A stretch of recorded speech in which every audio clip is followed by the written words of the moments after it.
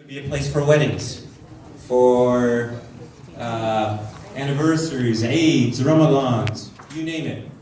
This would be the place. That's the vision. So you see there's a basketball hoop. I think the kids were most excited about the hoop. That was how I had to bribe them today to come here. I told them there was a basketball hoop. So did everybody get a chance to take a tour? If you take a tour, can you raise your hand if you've seen a little? Okay, so I think about half of the group here has. So if you haven't seen it, the building right next door, that would be the main community, the service, the worship area, the musalla. That's where we would do a salah, and there's a picture of it here. And then this building here would be more of our community center. So there's also classrooms for future schools, there's also a daycare, all the things that you can think of that's needed for a community center. This whole area is about 1.6 acres, this whole lot here. Plenty of parking space. I think there's over 95, 96 parking spots. And if we run out, just like we know we will, right next door there's a mega store. You can do some shopping and park your car at the same time. The irony of this is, we're in Salem. The closest Islamic community center is 45 miles away. I mean, and that's either north or south. You can go to Corvallis, or you can go to Portland. Or in some cases, like my daughter, she convinced us to go to Seattle for events. So this is the intent of tonight, just to get a glimpse of what we're trying to accomplish, the future, where we want to go, a chance for all of us to meet one another. I believe this is the first for many of our community members to meet one another. And hopefully, and inshallah, there will be many more gatherings so we can get to know one another. I think that's pretty much it as far as where we're going. You got a glimpse here, so this would be a picture of the hall. You got the welcome center. You've got this location here for classrooms. There's a kitchen for top chefs, for anyone who wants to practice and make food in the community. It's a great location, right out of the Wi-Fi. And so for those that came outside the Salem area, I think we have many visitors who came from Portland and Corvallis. It's just right off the Wi-Fi, easy to get in here. This is it. Community, family, brothers and sisters, all of us. This is what we're shooting for. So where we are today is we've collected about close to $300,000 for this project. The overall goal is to pay this off as $1.2 million. So we're a third, a quarter there, a little less than a quarter there. The arrangement we made is by March 1st, we have a balloon payment of $860,000. I think that's the most important target we need to hit. So we're close, within proximity to get there. So part of what we need today is we need support from all of you, spreading the word, donational support, community support, but we really need to move this project along. And as you can see here, your participation today signifies the importance of this, but also we're asking for action today. I think with that said, Brother Mustafa is going to lead us off here. Jazakumullah khair for this talk. This was excellent. Next we have Brother Ala Hussein. He is currently finishing his sophomore at the Language University. He lived the last 15 years in Salem, Oregon. Please welcome Brother Ala Hussein.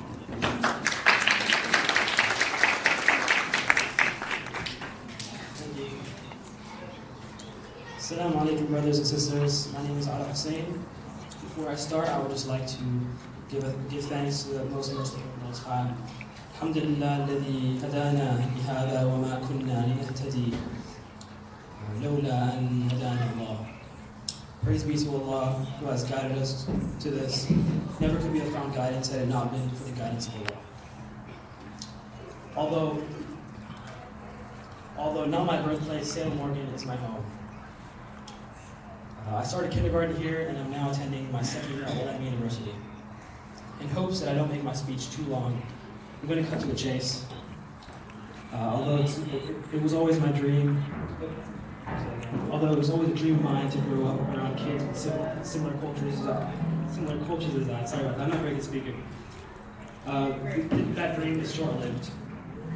All throughout my schooling, and yes, even at Wanly University, I'm yet to make friends with someone who shares a similar background as I, let alone speak the language of the Quran and Arabic. I was left trying to blend in with the culture of others, leaving mine lingering as a forgotten dream. A dream that I'm still praying will one day come true. But as time goes on, it seems less and less likely. When I grow up into adulthood and have kids of my own, I don't want them going through the same story their father went through. Instead, I hope that together as a community, we can help the newer generations, our kids, by creating what the previous generation couldn't, a community center for Muslim kids.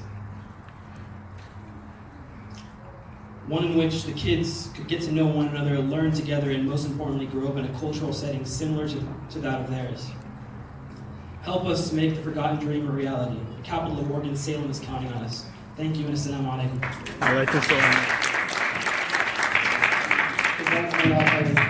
I ask Allah for our kids that we do have this community center because we are indeed in desire for that. Next, I have Brother Wanly Al-Sari. He is 13 years old. He lived in Salem for the past 5 years. Welcome, Brother Wanly.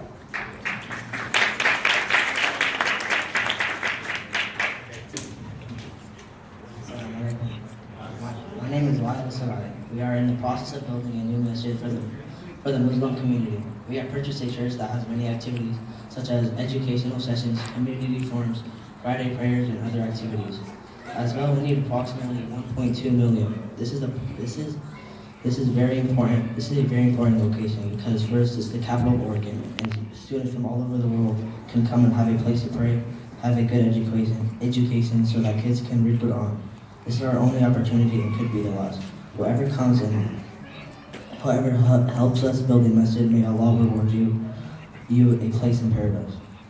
Amen. Jazakallah khair. And last but not least, we have Sister Khadija Wanly. Khadija Wanly is 10 years old and is in the 5th grade and attending Sumter Elementary located in South Salem. She is from Seattle, Washington and loves sport. In Seattle, she attended Medina Academy and an Islamic school and attended the Muslim Association of Budget Sound Islamic Center, where she participated in kids' events, played sports with her friends, and still keep in touch with all. Please welcome Khadija.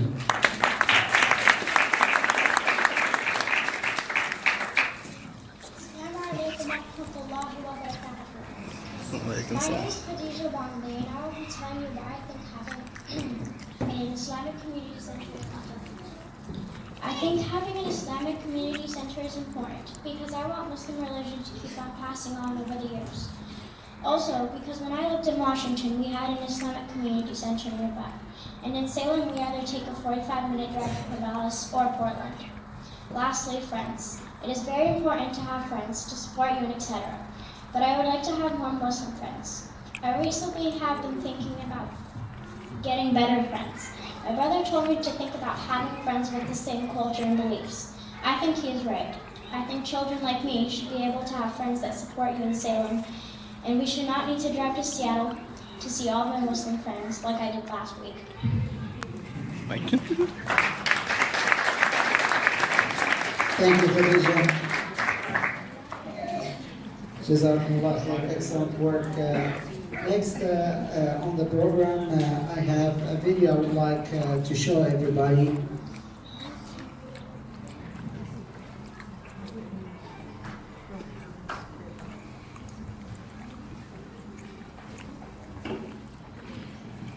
Technical difficulty. I'll be right back.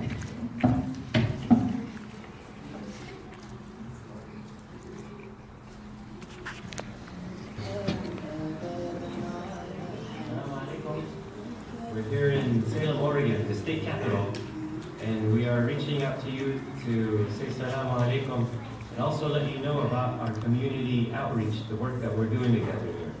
We're in the process of building a new community center. Working with the community, we purchased a church, and this community center will be multifunctional. It'll be a place for families to get together, the kids, all of us, to have Friday prayers, regular Salah prayers, to have educational sessions, to have community forums as well. We're very involved with interfaith programs, inviting the community members to learn about what we do here. But all of this to say is we're in the state capital, and there's no other Islamic center around. The closest one is about 43 miles away. We have these new generation here today, and this is the first time they came together because we have a hall every once in a while. But they all have expressed that they would like to have friends just like we all grew up with one another, especially in an area like this. So this center will provide or having anybody leave the building. We're not expecting $1.5 million from this crowd over here, so you're all right, yeah. So, inshallah, we have been working for the past 2 months. We've been meeting in weekly basis, and we are planning trips to different cities. So, inshallah, the funds will come from different locations. But our objective is to show other cities that the community are interested. If we are not interested, Corvallis is not going to be interested. Portland not going to be interested to help us. We have to help ourselves first, then we can go to other cities and show them what we have done so far. Next on the agenda, I have Dr. Yusuf will be speaking. Dr. Yusuf Wanly holds a PhD in Islamic Studies. He currently teaches the graduate and undergraduate Islamic Studies and Theology with Guidance College. Please welcome Dr. Yusuf.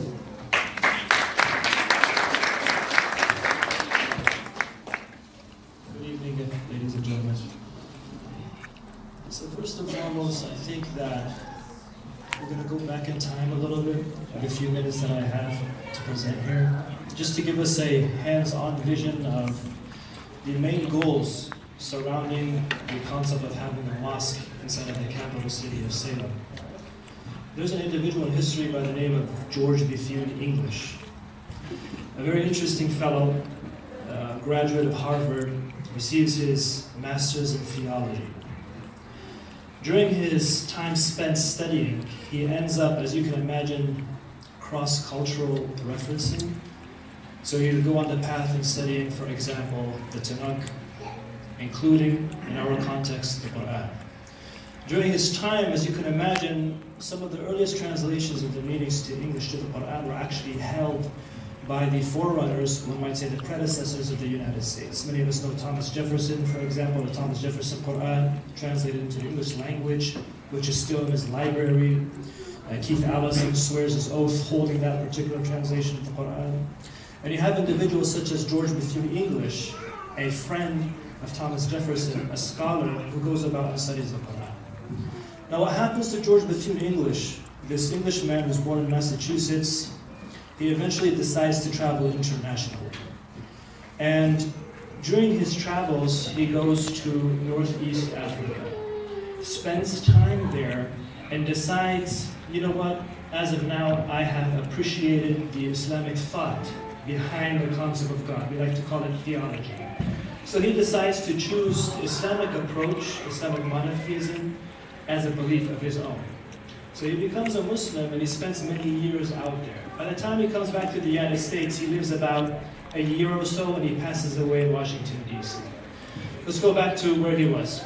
So he's out there, he spends these years out there, and while he's out there, he comes across two elements. Number one, exposure to culture, and number two, the concept of action versus reality. Now what does that mean? That means that there are a lot of things that are out there that are being conducted don't necessarily represent the intrinsic nature of what Islam teaches. And the opposite is also true. There are lots of things that are being conducted out of ignorance, for example, that don't necessarily manifest the reality of what Islam teaches. George Bethune English, what he does, he travels, he goes down the Nile River, he comes across a group of people. He meets a young, weak, poor man who's just about to brink through sickness of his last breaths. He speaks to him and he's affected by him, he spends time with him, he gives him food, and he has to leave, so he tries to speak to the tribesmen, those in charge, the chief justice, to take care of this individual. He speaks to him and he says, please make sure that you take care of him. If he is to pass away, make sure that he has a proper burial. The concept of money comes about. The question of money gets interjected. And he hears that and it pulls him back. In the end, you see, what essentially religion is trying to teach you is that the physical world, commonly known as the temporal world, is a temporary abode, whereas the metaphysical world is the reality. Metaphysical is that what comes about through that spiritual form. When it's all said and done in life, once we pass away, then what? So you find the concept of theology, trying to address the questions that many of us think of. So this question of monetary aspect is put forth, and George Bethune English gets pulled back. How can we, for example, ask from a person who has now lived their life to pay another person to make sure that this person is preserved and treated well at the end of his life, and also once he passes away, making sure that he's buried? This is something that should come natural. Okay, there are things as human beings that should come natural. You don't need someone to come and talk to you and encourage you, and among other things. If there's a poor person in the street that needs water, it should just come natural. It is true that religion teaches us to do these things, especially when religion is taken in a sincere manner. But in the end, you also have that human nature, we call it in Arabic fitra, natural disposition the Almighty He places within every human being. And as a result, the Quranic verse says, "La tabdila li khalqillah." Don't let that natural disposition be altered by anything out there. There are things as human beings we can all relate to. Don't let things change you in that component. So George Bethune English goes through this. He travels, and it so happens eventually a person from that region goes to many days later. He sits with him, and he speaks with him. And he asks him, there was a child there who was so-and-so, and he was in this corner. He didn't have family. He needed someone to take care of him. What happened to him? And he said, I took care of him. And he's just pulled back. How so? I took him. I spent my time in his last breaths with him. And then I took him and I buried him. Okay, a proper burial according to a tradition known as Islam. And upon doing so, George Bethune hears that. He takes out his wealth. He's so happy. And believe it or not, what I'm telling you is his own writing. So he wrote his expedition down the Nile River. And you can go and look back to it. It's written about 1815. So he writes, and towards the end of the book, he talks about what had happened as a footnote. He said that this individual came to me, and he said he buried the child, and I was so happy I wanted to give him the money that I promised for a person to do so. And the man said, I don't work for money. I work for piety. And George Bethune wrote his comment upon that. He said, I was finally proud to find a person who lived a life according to what the Quran actually teaches. You see, brothers and sisters, in the end, a mosque is an imperative element. George Bethune English goes on to become an ambassador or diplomat and build strong trade relations with the Ottoman Empire at that time and the United States. Those of us that do not know, the first country to recognize the United States as a sovereign entity was the Moroccan King, a Muslim country. So from its inception, Islam is a voice, and Muslims are part of the community. A mosque is a representation of what they hold. And people that want to live in a community, that want to live and abide by natural disposition known as fitrah, and they want to be able to manifest themselves in piety, both intrinsically, metaphysically, and temporarily, meaning the temporal world, the outward world. Allah Ta'ala, thank you for your time. Assalamu alaikum. Thank you so much, Dr. Yusuf, for these wise words. Next, we have Brother Tawab. He will talk about the importance of building mosques in the important community. Assalamu alaikum wa rahmatullah. Wa alaikum salam wa rahmatullah. I didn't know I was supposed to talk about building a mosque. I thought I was just supposed to go after the $1.5 million. So we won't go after 1.5. We'll do 900,000. Is that good? That's good. You guys ready for that? Yes, inshallah. Everybody's energized. Okay. Jazakumullah khair. You know, I've been coming to Salem now for a while, giving khutbah once a month for maybe the last year and a half or so, or 2 years. And there's something for me very special here. And I enjoy coming here, and even my family, I bring them with me sometimes. There is an element here of a community which has its roots in the right place, the way I see it, that really bonds well together, extremely nice and cordial, and I just feel at home when I come here. And this is a great foundation to start anything on. So alhamdulillah, you have something very beautiful here. We just need to develop it with the help of Allah subhanahu wa ta'ala. We ask first and foremost from Allah subhanahu wa ta'ala His help to guide us to that which is good and to help protect our communities and our children in the future, inshallah. Allah subhanahu wa ta'ala reminds us, لَن تَنَالُوا الْبِرَّ حَتَّى تُنْفِقُوا مِمَّا تُحِبُّونَ وَمَا تُنْفِقُوا بِشَيْءٍ فَإِنَّ اللَّهَ بِهِ عَلِيمٌ. None of you will obtain that true righteousness, the true piety, until you give out of that which you love. And whatever you give, Allah knows it. So today, we're going to ask you to give of what you love. And we know what you love. Everybody loves money, right? So we want you to give it, inshallah. And the thing is, the money is not what we love. It is the effort that we put in getting that money and where that money will go. If you ask anybody here in this room, or if you think back in the last 10 years, 20 years, if you ever gave $1 for a good cause to a masjid, as a sadaqah, to help the needy, to feed someone, will you ever regret that money?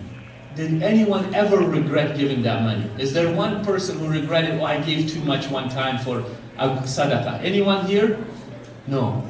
But does anyone here regret the time they overspent on a car they bought, or they spent too much money on material goods such as a phone or clothes or something else?